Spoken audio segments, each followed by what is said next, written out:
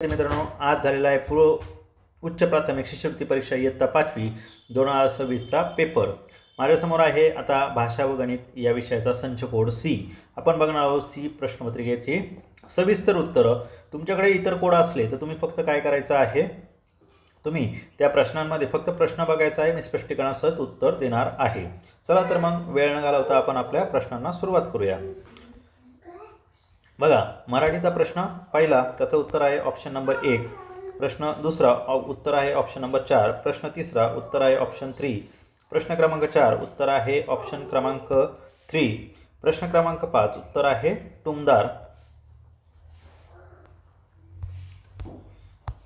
यानंतरचा पुढचा प्रश्न बघा. पुढचा प्रश्न आहे 6. किल्ले पर्यटन अंतर्गत किती किल्ल्यांना भेटी दिल्या? तर उत्तर आहे 6 किल्ल्यांना भेटी दिल्या. कोणत्या? सज्जनगड, अजिंक्यतारा, त्यानंतर तोरणा, राजगड, पुरंदर आणि सिंहगड. बघा, कोंढाणा हा किल्ला आणि सिंहगड दोघं एकच किल्ले आहेत, त्यामुळे याचं उत्तर 6 हे बरोबर आहे. त्यानंतर पुढचा 7वा प्रश्न. वरील बातमीत उल्लेख झालेल्या श्री विकास नगरी हे कोण आहेत? तर ते नामवंत उद्योगपती आहे, जे इथे दिलेलं आहे. त्यानंतर किल्ले पर्यटन उपक्रमाची सांगता कोणत्या दिवशी झाली असावी? तर ते रविवारी झालेली आहे, कारण 18च्या पुढे 3 दिवस मोजायचे आहे आपल्याला. पुढचा प्रश्न आहे, विमानातून प्रवास करताना कोणती गोष्ट दिसणार नाही? तर विमानातून प्रवास करताना वरून दिसणार नाही. वरून म्हणजे काय? तर हवा. त्यानंतर आहे, पुढीलपैकी कोणते विधान कवितेतील वर्णनाशी जुळणार नाही? तर पहिले विधान जे आहे ते कवितेतील वर्णनाशी जुळत नाही, कारण काय?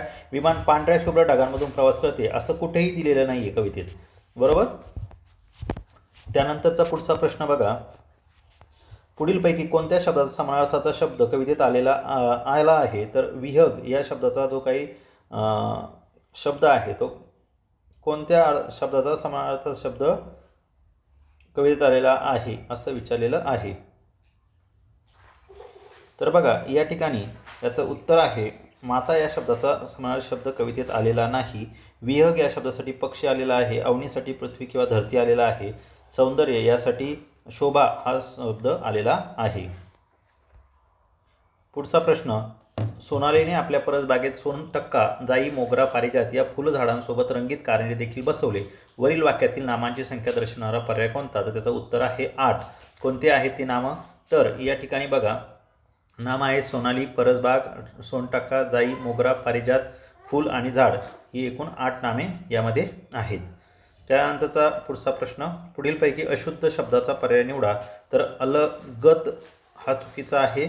अलगद असते, त्याच्यामुळे अलगद हा चुकीचा आहे. पुढे खालील दिलेल्या वाक्यातील अधोरेखित शब्दाचे लिंग पर्यायातून ओळखा. बुलबुल पक्षाच्या सुरेल ताना मी शेवग्यामुळेच ऐकू शकले.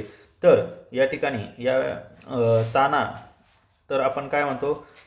सुरेल ताना. तान म्हणजे काय? तर ती तान म्हणतो आपण.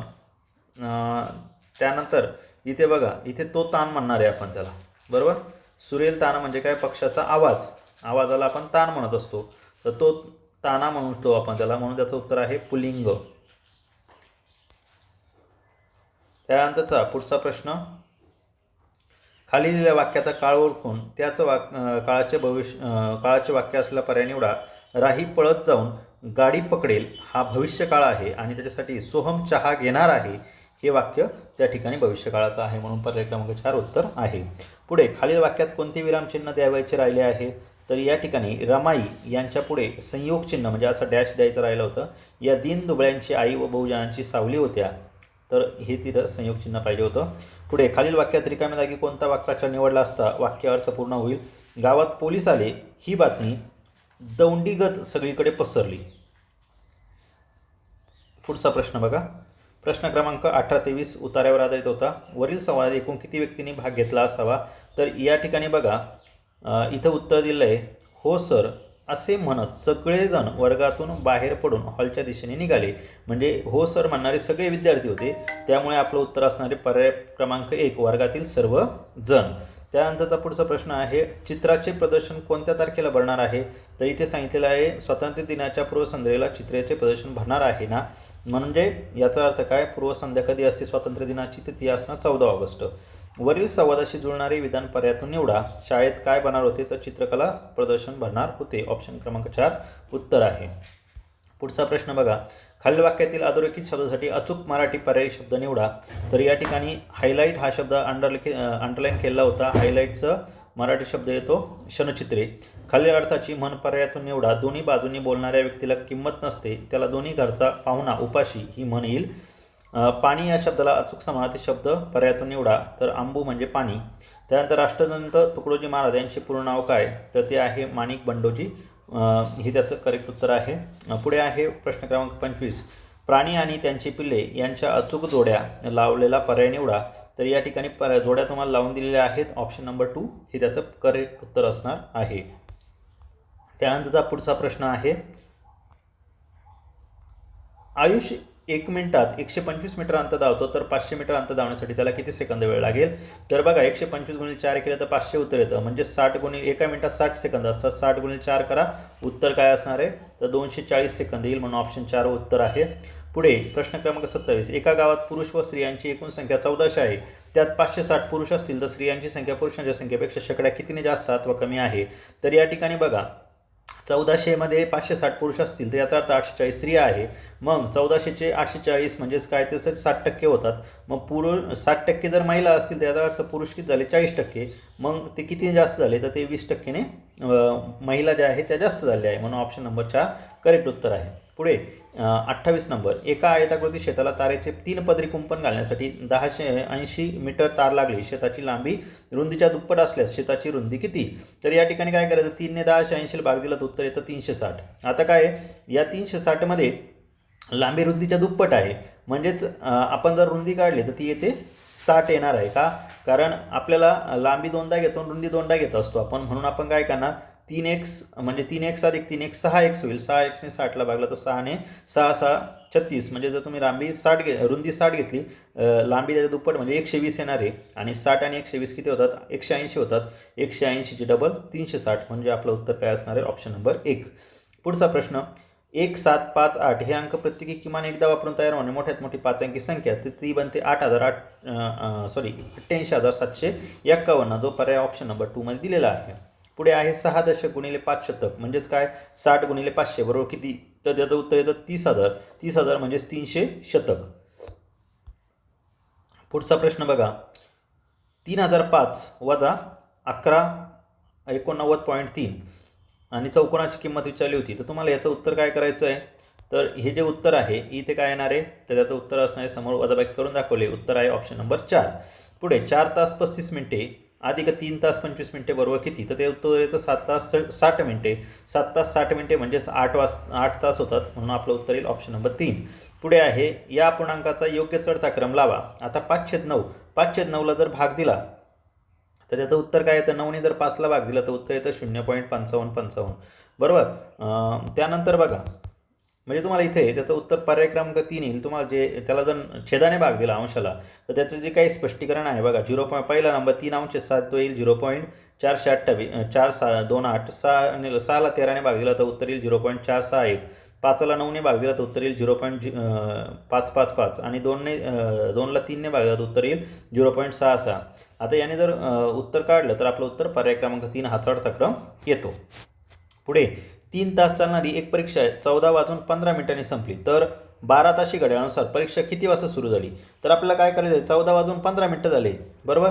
आता 14 वाजून 15 मिनिटं ही जर 24 ताशी घड्याळ आहे, त्यातून जर आपण 12 तास वजा केले तर आपलं उत्तर काय येणार आहे? हे 15 जास्त राहतील आणि 14तून 12 गेले म्हणजे राहिले किती? 2 वाजून 15 मिनिटं. आता 2 वाजून ही कधी झाली होती परीक्षा? त्यांनी सांगितलं 14 ताशी घड्याळात ही संपली म्हणजे दुपारी संपली. म्हणजे परीक्षा कधी झाली? चालू सकाळी झाली म्हणजे पहाटे. याचा अर्थ काय? तर ही जी काही वेळ आहे मध्यान्हपूर्व 11 वाजून 15 मिनिटे ही त्यातली वेळ असली पाहिजे.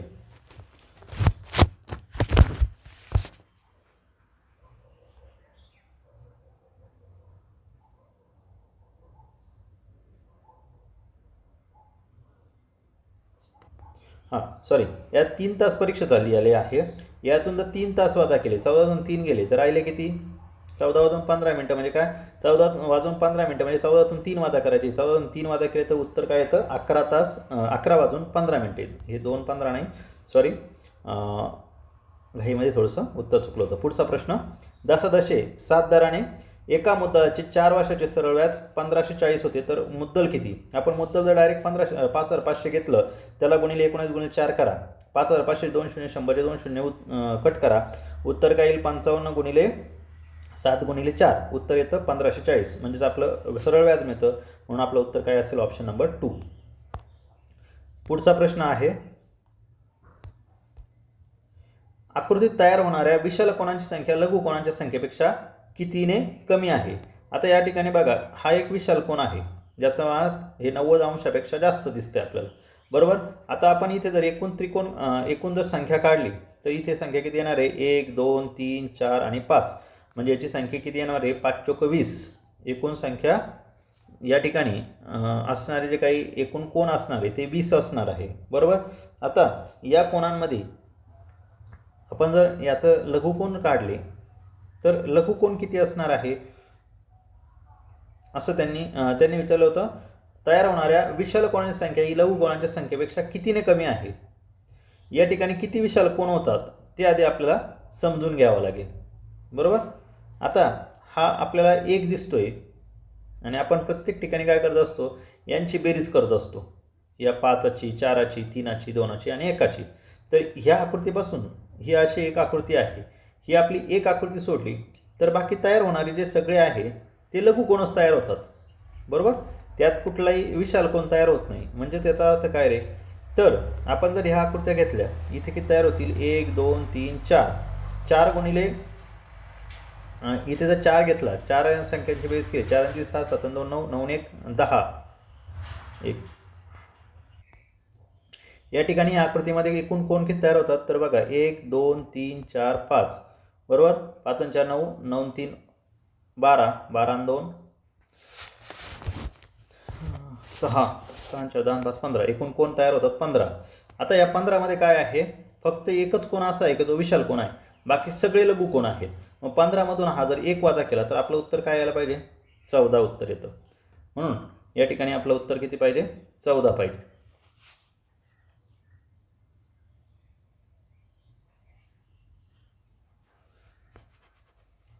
त्यानंतरचा पुढचा प्रश्न बघा. पुढचा प्रश्न काय आहे? एका शालेय सहलीसाठी 98,980 रुपये खर्च झाला. सहलीमध्ये 49 विद्यार्थी सहभागी झाले असल्यास प्रत्येक विद्यार्थ्याकडून किती वर्गणी घ्यावी लागेल? तर या ठिकाणी बघा, याला जर 49ने भाग दिला तर उत्तर येतं 2020 रुपये घ्यावे लागतील.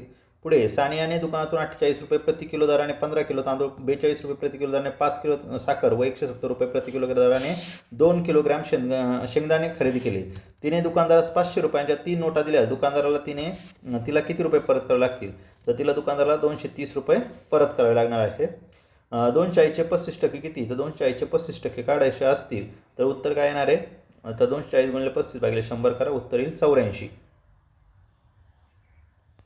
म्हणजे या ठिकाणी या प्रश्नाचं उत्तर काय आहे? पहिल्याचं तुम्हाला सांगितल्याप्रमाणे या ठिकाणी हा एकच विशाल कोन तयार होतो, बाकी काही कुठे या आकृती विशाल कोन तयार होत नाही. तुम्हाला सांगितलं 15 मधून 1 गेला, 14 उत्तर येतं. त्यानंतर राहिलं काय आता पुढे? या ठिकाणी बघा, एका शालेय सहलीसाठी तुम्हाला सांगितलं 220 उत्तर आहे त्याचं, इथे 230 आणि इथे 84.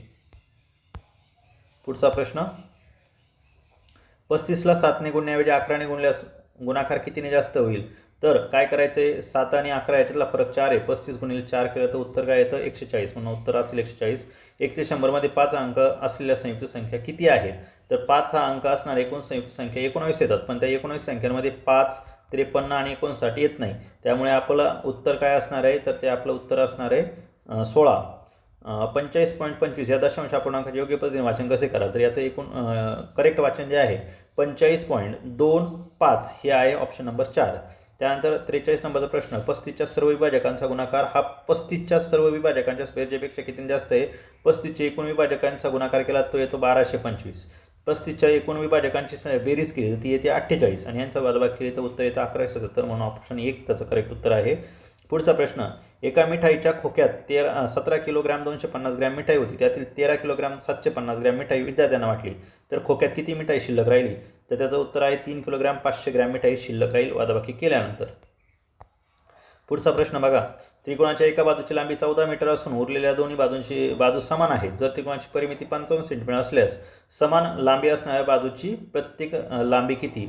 तर आता इथे काय केलेलं आहे आपण, 55 मधून 14 वजा करा, ते येईल 41. 41ला जर 2ने भागलं तर उत्तर येतं 20.5. ऑप्शन क्रमांक 3 हे असेल करेक्ट उत्तर. पुढे आहे, एका बागेत एकूण 2060 फुलझाडे आहेत. त्यात 206 मोगऱ्याची, 515 झाडे जाईची, 618 झाडे सदाफुलीची व उरलेली झाडे गुलाबाची आहेत. तर बागेत गुलाबाची शेकडा किती झाडे आहेत? तर साधारणपणे एकूण झाडांची संख्या काढली ती येते 721. 2060 सगळी झाडं आहेत. 2060 पैकी 721 झाडे झाली, त्याला गुणिले 100 करा, उत्तर येईल 35%. म्हणून ऑप्शन नंबर 2 हे तुमचं करेक्ट उत्तर असेल. पुढचा प्रश्न आहे, 96,431 मधील दशक स्थानच्या अंकाची स्थानिक किंमत 1000 स्थानच्या अंकाच्या स्थानिक किंमतीच्या किती पट आहे? तर बघा या ठिकाणी काय सांगितलं आहे, दशक स्थानच्या अंकाची किंमत, दशक स्थानी असणारा अंक किती आहे? तर तो 3 आहे, त्याची स्थानिक किंमत येते 30. आणि 1000 स्थानच्या अंकाची स्थानिक किंमत, 1000 स्थानी असणारा अंक कोणता आहे? तर या ठिकाणी बघा 1000 स्थानी 6 आहे. मग तुम्हाला विचारलेलं आहे 1000 स्थानी असणारा अंक तर 6 आहे, त्याची स्थानिक किंमत किती आहे? तर ती आहे 6. तर याला जर भाग दिला तर उत्तर काय येईल? 30 × 30 आणि 30 × 60 म्हणजे 1/200 हे तुमचं उत्तर येतं ऑप्शन नंबर 1. पुढे, एक पुस्तक छापण्यासाठी 36 पाने लागतात, अशी 16 पुस्तक छापण्यासाठी किती ग्रोस कागद लागतील? तर 36 × 16 करा, उत्तर येतं 576. आणि एक ग्रोस कागद म्हणजे 144 कागद, म्हणून काय करायचं, 576ला 144ने भाग दिला तर उत्तर येतं 4 ग्रोस कागद लागतील, ऑप्शन नंबर 4. पुढे, अमोलने एक सायकल 7,980 रुपयास विकल्याने त्याला 1050 रुपये तोटा झाला, तर सायकलची खरेदी किंमत किती?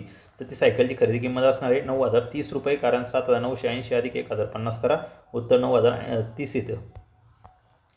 पुढचा प्रश्न, एका आयताची व चौरसाची परिमिती समान आहे. जर आयताची लांबी 18 सेंटीमीटर व रुंदी 14 सेंटीमीटर असल्यास चौरसाचे क्षेत्रफळ किती? तर या ठिकाणी काय करायचं आहे तुम्हाला, साधी गोष्ट आहे. बघा इथे समोर दाखवलं आहे, एक आयत आणि चौरस दोघांची परिमिती सारखीच आहे, म्हणजे 18 आणि 14 यांची बेरीज केली आणि त्याला गुणिले 2 केलं तर उत्तर येतं परिमिती किती येते? 64 येते. ही 64 या चौरसाची पण आहे. मग चौरसाची परिमिती जर आपल्याला माहीत झाली 64 आहे, तर त्याची बाजू किती येईल? 64/4 करा, 16 येते. मग त्याचं जर क्षेत्रफळ काढायचं असेल तर 16 × 16 करा, म्हणजे उत्तर काय येईल? 256 चौरस सेंटीमीटर, म्हणून उत्तर येईल ऑप्शन नंबर 1. पुढे, खालील वजाबाकी चौकोन व त्रिकोणच्या जागी अनुक्रमे कोणते अंक येतील? जर तुम्ही ह्या ठिकाणी रिकाम्या जागी चौकोनाच्या जागेवर 8 टाका आणि त्रिकोणाच्या जागेवर चौकोनाच्या जागेवर 0 टाका. चौकोन व त्रिकोणाच्या जागी कोणते अंक येतील असं त्यांनी विचारलेलं आहे. तर याचं उत्तर बघा, चौकोन व त्रिकोणाच्या जागी कोणते अंक येतील? तर चौकोनाची किंमत काय असणार आहे? 0 असणार आहे. याचं उत्तर इथे जर 0 टाकला तुम्ही आणि इथे जर बघा 7तून 9 वजा करायचे, म्हणजे इथे हातच्या घ्यावं लागेल, म्हणजे 17तून 9 वजा केलं तर उत्तर 8 येतं. म्हणजे त्रिकोणाची किंमत किती आली? 8 आली. आणि त्रिकोणाची किंमत 8 फक्त पर्याय 2 आणि 3 मध्ये दिली, बरोबर. मग आपलं उत्तर करेक्ट काय असणार आहे? तर ते असणार आहे ऑप्शन नंबर 3. का? तर या ठिकाणी जर तुम्ही वरती जर 9 घेतला तर तुमचं उत्तर चुकेल, म्हणून त्या ठिकाणी काय आहे? ऑप्शन नंबर 3 हे करेक्ट उत्तर आहे. पुढे, एका माध्यमिक विद्यालयात एकूण 924 विद्यार्थी आहेत, त्यातील 207 विद्यार्थी बसने, म्हणजे एकूण किती झाले? 207 म्हणजे ते 207 म्हणजे तुमचे झालेले आहे 264 विद्यार्थी. 311 विद्यार्थी सायकलने, म्हणजे ते किती आहे? 252 विद्यार्थी. 252 अधिक 264 केले तर एकूण विद्यार्थी होतात 516 विद्यार्थी जे आहे ते काय येतात? बसने आणि सायकलने येतात. उरलेले विद्यार्थी पायी येतात. ते किती आहे? 924 म्हणून 516 वजा करा, उत्तर येईल 408 विद्यार्थी जे पायी येतात. पुढे विचारलं होतं, आकृतीमधील इष्टिकाची ती OKLR, बघा हा QKLR या पृष्ठाच्या लगत नसणाऱ्या पृष्ठाचे नाव काय? तर याच्या विरुद्ध असणाऱ्या पृष्ठाचे नाव विचारलं होतं, म्हणजे हा पृष्ठ त्याचं नाव होतं PJMS. पुढचा प्रश्न बघा, 10,800 रुपयांचे 10,600 आणि 1944 रुपये सरळ व्याज होण्यासाठी किती वर्षे लागतील? तर काय करायचं आहे तुम्हाला, 10,800 × 6 × 3 करा, उत्तर बरोबर 1944 येतं, म्हणून आपलं उत्तर काय असणार? Option number 3. पुढे आहे, किसनरावांनी 15 फेब्रुवारी 2020 पासून 14 एप्रिल 2020 पर्यंत दररोज 1 लिटर दूध घेतले. या कालावधीत दुधाच्या बिलाची रक्कम 3,540 रुपये असेल तर दुधाचा दर प्रति लिटर किती होता? तर बघा 3,540 या ठिकाणी 14 एप्रिल ते 15 फेब्रुवारी ते 14 एप्रिलपर्यंत घेतल्यानंतर त्यांचा दुधाचा दर जो मिळेल तो मिळेल तुम्हाला 60 रुपये.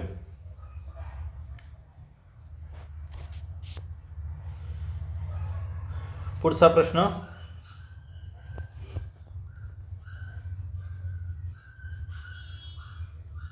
एकूण 60 दिवस होतात 15 फेब्रुवारी ते 14 एप्रिलपर्यंत. 59 दिवस 59 गुणिले 60 केलं तर उत्तर येतं 3540, म्हणून त्याचं उत्तर ते आहे. पुढचा प्रश्न आहे 7/11मधून किती वादा केले, म्हणजे वादाबाकी 3/7 येईल. तर 7/11मधून 7/11मधून 3/7 वादा केले तर काय येईल, 7 7 49, 49 वादा 33 करावे लागतील, भागिले 77, उत्तर येईल 16/77, जे ऑप्शन नंबर 3 मध्ये दिलेलं आहे. पुढे 24,500 अधिक 8,800 अधिक 8,500 बरोबर किती, तर यांची बेरीज किती येते, 34,075. पुढचा एकक स्थानी 3 असलेल्या 2 अंकी मूळ संख्येची बेरीज व दशक स्थानी 3 असलेल्या 2 अंकी मूळ संख्येची बेरीज यातील फरक किती. तर बघा, एकक स्थानी 3 असणाऱ्या संख्या ह्या आहेत आणि दशक स्थानी 3 असणाऱ्या संख्या खाली दिलेल्या आहेत. वरच्या संख्येची बेरीज येते 288, खालच्या संख्येची बेरीज येते 68. 288 मधून 68 वजा केले तर उत्तर 220. पुढचा प्रश्न, 120 या संख्येच्या सर्व विभाजकांची संख्या किती. 120चे जे सर्व विभाजक काढले तर ते एकूण 16 येतात. विभाजक कोणते येते समोर तुम्हाला दाखवलेले आहेत कोणकोणते आहेत ते. पुढे खालील आकृतीत रेखांकित भाग दर्शवणाऱ्या अपूर्णांकाचा सममूल्य अपूर्णांक कोणता. तर हा रेखांकित भाग आहे 15 भागांपैकी 7 भाग रेखांकित केले. मग आपल्याला काय करायचं आहे, 27/45 मधून 2/15 जर वजा केले तर उत्तर आपलं 7/15 येतं, म्हणून आपलं उत्तर असेल ऑप्शन नंबर 2.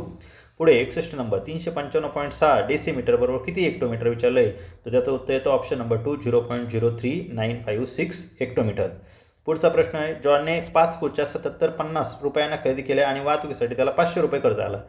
त्या खुर्च्या त्याने 1600 रुपयास एक याप्रमाणे विकल्या तर त्याला व्यवहारात किती रुपयांना तोटा झाला. तर याचं उत्तर काय आहे बघा, 7750 अधिक 500 उत्तर आला 8,250 रुपये. आता 1600 रुपयाला एक खुर्ची विकली म्हणजे एकूण खुर्च्या 5 होता, 1600 गुणिले 5 केलं तर 8,000 उत्तर येतं, म्हणजे 250 रुपयाचा तोटा झालेला आहे या व्यवहारात, म्हणून ऑप्शन नंबर 3 तुमचं करेक्ट उत्तर असणार. पुढचा प्रश्न बघा, एका आयताकृती भूखंडाचे क्षेत्रफळ 1050 चौरस मीटर आहे. भूखंडाची रुंदी 30 मीटर असल्यास भूखंडाची लांबी विचारलेली आहे. तर बघा या ठिकाणी भूखंडाची रुंदी दिली 30 मीटर आणि भूखंडाची लांबी विचारली 1050 भागिले जर 30 केलं तर उत्तर काय येणार आहे, 35 मीटर ही लांबी मिळेल. पुढे रोमन संख्याचिन्हात 49 ही संख्या कशी दाखवतात, तर ऑप्शन नंबर 3 सारखी ती दाखवतात. 65 ते 66 मधील सूचना बघा, मराठी, हिंदी, इंग्रजी विषय आवडणाऱ्या विद्यार्थ्यांची संख्या गणित, सामान्य विज्ञान व समाजशास्त्र हे विषय आवडणाऱ्या संख्येच्या विद्यार्थ्यांपेक्षा किती जास्त आहे, तर ती 5ने जास्त आहे. का, कारण बघा मराठी, हिंदी, इंग्रजी, मराठी आवडणारे किती आहे, तर या ठिकाणी बघा यांची संख्या दाखवलेली आहे, या आहे 7, त्यानंतर हिंदी आवडणारे 2 आणि इंग्रजी आवडणारे किती आहे 4. 7 आणि 2 9, 9 4 13, एकूण संख्या झाली 13. आता बघा गणित आणि सामान्य विज्ञान समाजशास्त्र, गणित, सामान्य विज्ञान समाजशास्त्र किती झाले बघा, हे 4 4 आणि 6 10, 10 आणि 2 12, हे आहे 12. 13 आणि 12 मधून गेला हा एक बॉक्स म्हणजे एक स्माइली म्हणजे 5 विद्यार्थी होते, म्हणजे हा फरक किती असणार आहे 5 विद्यार्थी, म्हणून ऑप्शन नंबर 2 करेक्ट उत्तर. पुढचा प्रश्न, एकूण विद्यार्थ्यांपैकी सामान्य विज्ञान हा विषय शेकडा किती विद्यार्थ्यांना आवडतो. तर साधारणपणे इथे सामान्य विज्ञान आवडणारे विद्यार्थी किती आहे, तर ते आहे 6 पंचे 30 झाले बरोबर. एकूण विद्यार्थी किती झाले या ठिकाणी 30 विद्यार्थी झाले आहे आणि सगळे विद्यार्थी जर आपण मोजले तर ते किती भरतात बरं.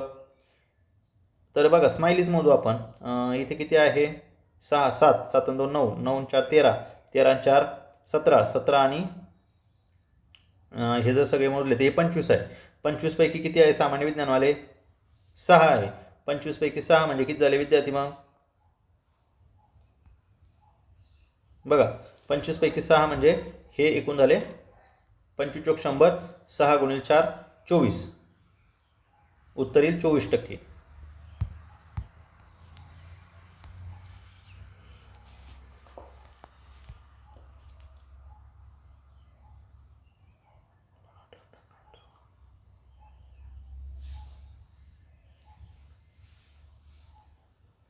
पुढचा प्रश्न,